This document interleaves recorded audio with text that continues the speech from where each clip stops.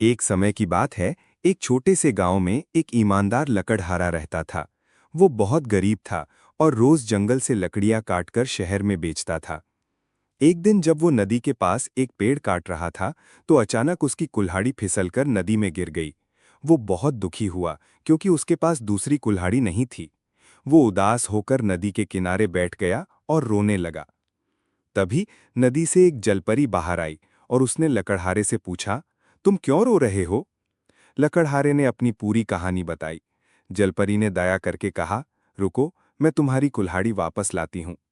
वो पानी में गोता लगाकर कुछ देर बाद एक सोने की कुल्हाड़ी लेकर बाहर आई और बोली, क्या ये तुम्हारी कुल्हाड़ी है?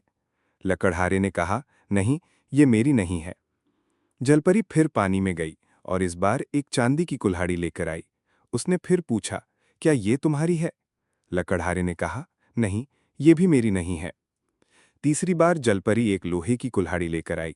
लकड़हारा उसे देखकर बहुत खुश हुआ और बोला, हाँ, यही मेरी कुल्हाड़ी है।